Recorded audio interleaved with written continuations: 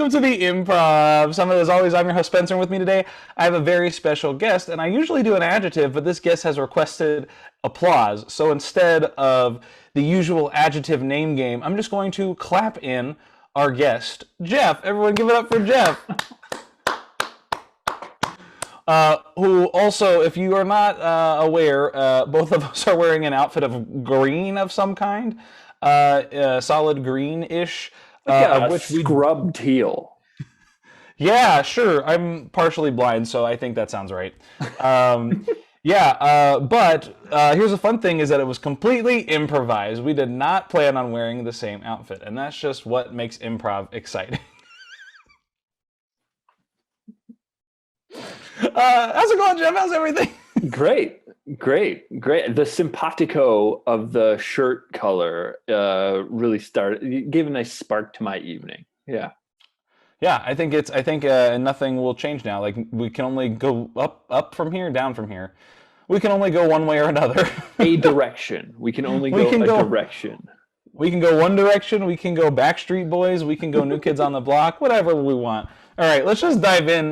Since this is the Improv Summit, not pun edition, although there's always a dad joke somewhere, and we've found one at least. Let's talk about you and your improv background. What is your improv experience, your improv background? Yeah, so I was looking for a new hobby about 7, 8 years ago, and I had seen some improv in my early teens, and then after I landed here in LA, I saw some improv at the various schools, Second City, UCB, IO West, and so I was like, let me give it a shot. And funny thing is, I was looking for, like I said, new hobby, looking for something to do, and I had applied for an internship at IO West, and I was about to sign up for Second City. I was like, okay, deadline, Jeff, do something, be active, sign up tomorrow for Second City. And lo and behold, email in my inbox, hey, we're looking for an intern at IO West, and the rest is history. So went through the program there, was on a team, had a couple other kind of improv based shows there, and then a lot of us know about the ugly end to what was IO West, and so I think that as you know very well, it robbed a lot of people's community, and so then I kind of just chilled out for a while, found my way over to West Side Comedy Theater with few stops in between, classes here, classes there, workshops, that kind of thing. Went through the program at Westside and landed on a house team there. And then after a third show, you know what happened there. Mm-hmm. COVID. Sure do. Yeah, so that's my journey. My improv journey has been a lot of stop and start. I feel it. I finally got on a really awesome improv show at Second City after my third audition. And I had one show, and then the world imploded, and I was like, cool, great. It was fun while it lasted. And then going back to IO, so I have a fun story, because I was the Twitter intern for X amount of time. Did the improv program, the whole program. I graduated 6 months before the last minute closure, I guess is what I'll call it, with currently about 230 intern hours that have been unused, because I just kept doing intern, because I was I'm the Twitter intern, it's all from home, I can get a lot done. I was like, this is easy to build up the hours. And then I remember going into Second City one day, and I was talking to someone, and they're like, did you hear? I'm like, hear what? They're like, IO's closing. I'm like, what? No, I work on social media. I would have known if they're closing. And so then I sent an email, and I was like, hey, I just heard that rumor is we're closing, or should I post that on Twitter? What's going on? What should I do? And then 10 minutes later, there's an email that's like, stop doing work. No one is working here anymore. Stop. And I was like, okay. And then I was like, RIP. Labor dispute, very quick halt to the social media activity of IO West.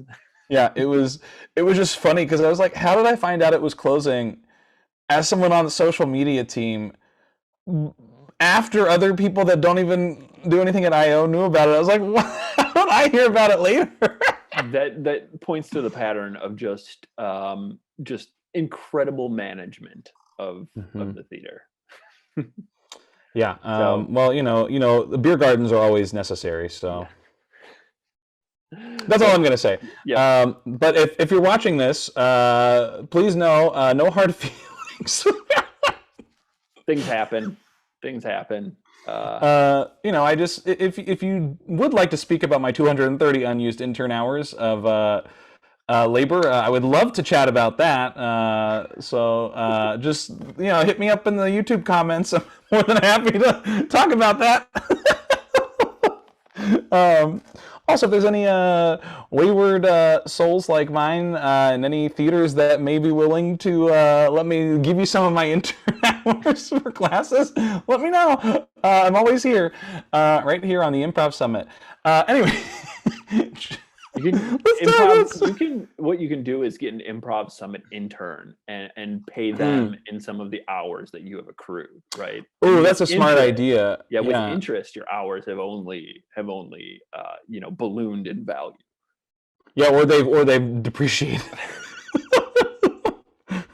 Yeah, that's a good thought. Hey, who wants to edit these videos? I can offer you 6 intern credits a month that you cannot use anywhere. But if you would like them, they are yours. I love how I'm laughing about this, but like internally, I'm crying. Let's talk about what you love. What do you love about improv? Yeah. So for me, the thing that really made me like, so many of us in that 101 class just felt something, right? That started this journey. I'm what I say, like 8 years into this journey. And for me, I had a background of a lot of like meditation and practice with kind of like being present in the moment.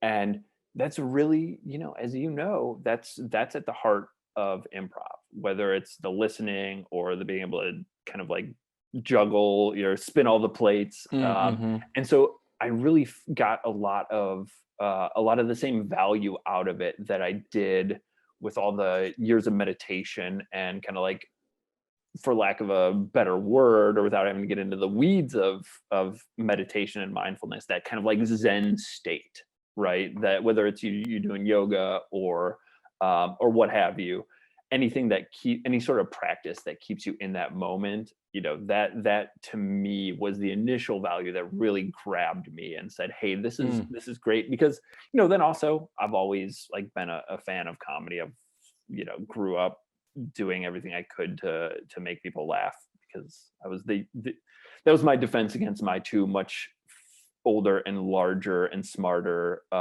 brothers, who would beat me up physically physically and mentally, and so I'd make fun of them, so Yeah. there's kind of the synergy of just having a history of loving to make people laugh, and that very like present of the moment is what drew me so much to this art form. That's great. Speaking of making people laugh, on a completely unrelated note, this is my segue, which clearly I'm terrible at object work. If you've seen this episode, if you listen to these episodes, you know that I'm terrible at it. And guess what? That is okay, because I keep doing it. Because the more I do, the better I get. And that is what I have to say. If you're an improv and you don't like it, go somewhere else and see if it's better there. Anyway, And that's keep like the working on same your thing object with work. and the same thing with meditation. If you don't like this kind, you don't like that kind, whatever it is, just keep trying, and you're better for trying, right? Yeah, I mean, I've learned that I love talk downs, and I have to have like Australian voices talk me down to sleep at night in meditation. If it's American voice, I can't do it. It's got to be an Australian voice. I don't know why, but that's a thing I've learned. And I can fall asleep in the middle of the day doing that. So that's why I can't listen to it while I'm driving. Anyway, have you ever, so as an improviser, whether as an audience member, as a performer, are there any scenes that you remember that helped you have like an aha moment in improv? Like for me, I remember one time I went to an audition and I just made a physical choice, and that physical choice led me to go, this is what that means. This is what like just not caring when I go into a scene means. I get it. But were there any of those like moments that you remember having like an aha or like a click moment for you? Sure. Yeah. I would say two of them jump to mind. One as an audience member and one as an improviser. As an audience member, I was watching. It was a show. It was a show of The Reckonings, and it Mm-hmm. was Charlie McCracken and oh my gosh, I'm drawing a blank on her name. Was it Holly? Holly, yes, Holly Loren. My 5B teacher, who I absolutely loved. Yeah, she's phenomenal. As an instructor, I've had her a couple times, and as an improviser, and it was only the two of them. They did a scene that was dead serious. Like they're just, organically just like only one funny thing happened, and it was her character making a joke to like stave off awkwardness of the moment in the scene. It was her like asking her single father about, I don't remember the exact details, but like getting her period or getting her, getting tampons or something in that realm.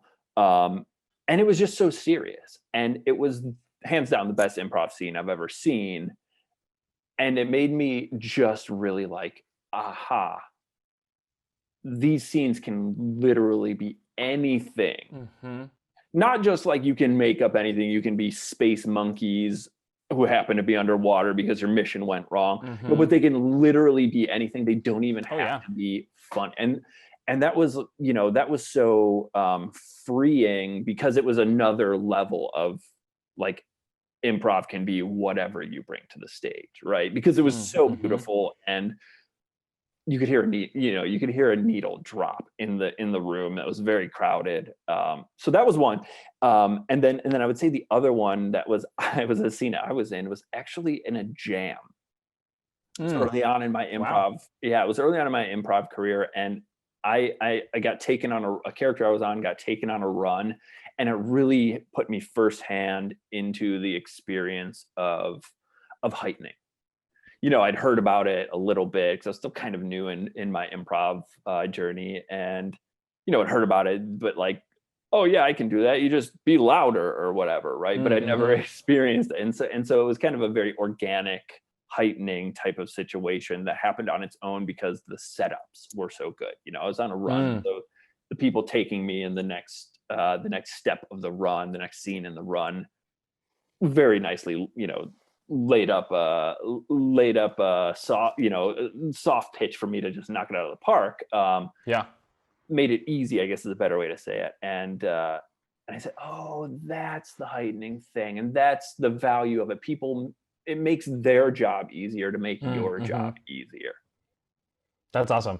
I also was going to say, you said they helped with the next step when I was running, and I just thought that was funny because literally you take a step, I guess you take technically a step, but you're kind of in a more of a momentum. But anyway, that being said, completely unrelated question. Do you have any plugs or any pitches you want to throw out there that we can pop in the description down there, along with the conversation I'm going to have about my intern hours down there as well? Absolutely. I am on a West Side Comedy Theater resident team right now called Sidehug. We play on, our last couple of shows have been Omicron, but when we play on the first and third Monday nights at 10 p.m. with Heyday. It's a great hour after 2 great hours of improv before. So if you like Heyday, you want to see Sidehug for your first time, or you want to come back and see Sidehug, or the amazing, like so many great team members. If you look us up, Sidehug Improv on Instagram, Sidehug on Facebook, you'll see you're going to recognize a couple of my teammates. They've been around at the various places in LA. So come check us out for the first time, come back and see people and also catch Heyday right after us. Nice. I can vouch for Heyday. I'm sure Sidehug is great. I haven't seen Sidehug, but I can vouch that at least, if anything, you'll really enjoy Heyday. So, anything, you have nothing to lose. I'm sure Sidehug is great. I feel like maybe I saw Sidehug once, but maybe I didn't. I don't know. We've had a honestly pretty limited number of shows because, like I said, so I probably haven't. I may have seen like a poster at West Side. we've just, been just flotsam and jetsam in this new world of improv where Yeah. you get 20 minutes when the whatever wave we're on allows. Yeah, and it's like you literally have 20 minutes and then you have to go back because the wave comes every 20 minutes. Yeah. Just like the tsunami, too soon. Wave tsunami. Anyways, okay, terrible joke. Let's move on. Let's see. I liked it. Thank you. Jeff, thanks so much for being here on the Improv Summit. I have one final question I have for you, which is the reason why the Improv Summit kind of exists in its own way. And that's, usually a lot of times I'll get people after an acting class, after a directing class, after just a day of work, come up to me and say, Spencer, you do a lot of improv. Where should I take improv? And generally, I have a hard time answering that question because I feel like that's just like a vague question. It's a very vague question, surprisingly. And there's a lot, it's like a baked potato. Like, literally it's covered in toppings, but I want to know what kind of toppings you want. Like, I can give you the base of the potato, but you got to fill in your own toppings. So if someone came up to you and asked you, that was like an interesting metaphor that I want to dive deeper into on another episode. But anyway, if someone came up to you and said, where should I take improv? What would be one tip or one piece of advice you'd give to them to help guide them on their improv journey? I would say if you're looking for a school, like you want to go through a program that's, has curated teachers, instructors, and like lessons, I would say head to West Side Comedy Theater right now. They have some of the best teachers in LA, and it's ongoing right now. We're in a pandemic. A lot of schools kind of have big question marks, only doing online stuff. These are in-person classes, and I can vouch for the instructors and the program. Mm. But also, I would say, if a lot of people are kind of iffy about being in rooms with people, doing classes on things like that, there's a lot of opportunities out there. A lot of people who were displaced as instructors and teachers because of COVID, they're offering stuff online. So, do a little like, if going back to that topping thing, like you don't remember what bacon bits taste like, grab a couple bacon bits and pop them in your mouth. If it's your thing, great. If not, grab some of the chopped romaine, right? I put lettuce on a potato, apparently. Yeah, Point of the there you matter go. is, just find what you like. There's a lot of opportunities because we're all in this like work from home, Zoom world. So And I will say, adding on to that, a little bit to add on to West Side's existence. That sounds so awful. Their existence. A lot of West Side teachers formed from some of the bigger theaters and like have the improv experience and just kind of went over to West Side. So like you're saying, that the actual instruction is incredible. But also what's great about that is that the people that I see on stage who are also teaching me, I know are actually good at what they're doing because they're actually doing it. It's a whole like those who can do, those who can't teach. Not always the case, but in the case of a lot of improvisers, improv teachers are actually very good at improv. Like they're probably better at improv than they are at teaching, and they're very good at teaching. So it's I feel like I'm always in good hands with a lot of teachers that I have when I'm taking classes. I feel like it's such a vetting process that it's like and again, this is where it goes back to, take a class at somewhere that interests you, maybe a teacher interests you, or the idea, the philosophy of that theater interests you. Take a class. If you really love it, maybe take another. If you absolutely hate it, go somewhere else and try something different and just see if something different might be your flavor. Don't just say you hate improv because you've taken one class and like you never want to do it again. Like really give yourself a chance to dive into the idea of improv. That's what I would say to just add on to that, but I think that that's great. Especially a shout out to West Side. I've seen shows there. I've auditioned for them. I think West Side's great. I haven't taken any classes yet, but I do know that when IO closed, they were offering, classes for people that were kind of displaced last minute from IO. They're like, if you have credits, we will quote unquote accept them. Just because, we worked hours. Like but also that's also another thing is, like if you've done other programs and you want to do West Side, also talk with administration because you might be able to skip a couple of levels or jump into like a 301 class as opposed to a 101 class. So take a look at that too because it may save you a few weeks, a couple of bucks, but see where it is. But also going back in person, you may want to start back with a little bit of basics to kind of dive in there. Anyway, yeah. That was also, I would just add they have They have diversity scholarships too. So if you fit into any of those categories that would be eligible for that, reach out to them and you can do that. And yeah, I just want to double down on what you said. They have some of the best teachers in Los Angeles, which are some of the best teachers in the world. And if you look them up and you have a question about any of them, you just Google them and you'll be able to, or find them on social media. You'll be able to see their shows, not just at West Side, at other theaters too, which is to say, yeah, their performers getting invited lots of places, so you can watch. Yeah, so even on that, the other thing is like there's also like the idea of like acting teachers. A lot of times they don't book any work. The improvisers, like the instructors and the teachers, are actually on TV shows. They're in movies. They're like actually booking work. Like they're not just improvising. Absolutely. In fact, I've seen improv teams that have not had people for like 7 or 8 weeks because someone's off shooting a feature or they're off filming a series, which is great. So it's good to see that the people, again, who are teaching those classes are actually booking work and being on set, because that makes everything feel like, oh, they're actually know what they're doing because they're actually literally booking stuff themselves, which is great. Anyway, Jeff, thanks so much for joining me here on the Improv Summit. As always, I say that's the last question I have, but as always on this show, I'm a giant liar. And I actually have another question for you, and that question is, we've been talking a lot about improv. You want to do some improv? Yes. Yes, I would. Yes, and let's do it. All right, we're going to do some improv. Jeff, what I need from you is an answer to this question. Do you want a location, a relationship, or a word? I would love a word. I'll give you 2. You tell me which one you want to go with. The suggestions are sold out and refraction. Sold out and refraction are the suggestions. We'll go with sold out. Sold out. Great. Who would you like to initiate this scene? Go ahead. All right. Thank you. Sold out. All right. Look, kid. I got 2 more tickets. Now, don't tell anybody I told you I got these 2 tickets, but I got 2 tickets left for you. How'd you get them? You just pay me. Pay me direct. How'd you get them? I want to know how you got them. How'd I get it? How'd I get it? You said don't tell anybody else. Oh, yeah. That makes it's a juicy thing, right? Yeah.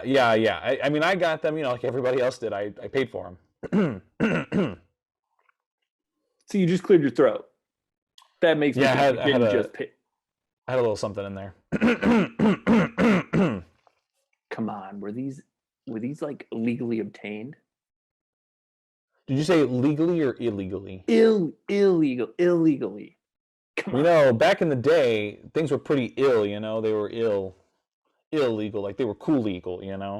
So like really, they could be legal or illegal in both ways. They're technically legal. I am not a narc. I'm not. You just wink. You just wink. Come on. You got it. You can mark them up. I mean, they're already marked up, so. Do you mark them up even more? I have I need to know. So you want both? I want both tickets. 15,000. I will give you not that much money. That no markup dice, is no too deal. High. Oh, come on. I don't even really want the tickets. I've never seen this Coldplay band, but I do want to know how you got them. You want tickets to Coldplay's Not Farewell concert or not? I think it's technically a reunion concert, but 18,250. Oh man, you just negotiate with me, okay? But see, there was a throat clear. Just tell. See, you're winking. Okay, look. I'll tell you. I'll tell you what. I'm under 21, but I had a beer. 50,000. I just made the price go up. I just really please want to know how you got them illegally. It makes me feel. So now you said how I got them illegally. So you have now accused me of committing a crime. You cleared your throat. You said I got them legally. I told you I had something in my throat.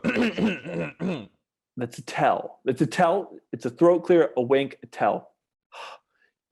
Buddy, listen. 52,000. I don't have that much money. You're marking it up too much. You put no deal. No dice. You know who says no dice? Criminals. A dealer Criminals. in Las Vegas. Okay. Yes, a dealer would. No, you call me a criminal. You are a criminal. Clearly, I could see it. Like, you just have that aura about you. No, I don't. Okay, I just watched that guy walk up and slide $30 out of your pocket and put a vial of something in your other back pocket. It's medication. I'm not going to judge you negatively. It's not a value judgment. You've called me a criminal already. Yeah, I respect that. You're an industrious man. Here you are in downtown Milwaukee, making a business. You're part of the community. You're doing things that need to be done. I just want to know, please. Oh my God. Tell me. Please. Just tell me. All right, fine. I'll tell you how I got them. I'll tell you how I got the tickets. They were a gift from my relatives. Oh. And scene!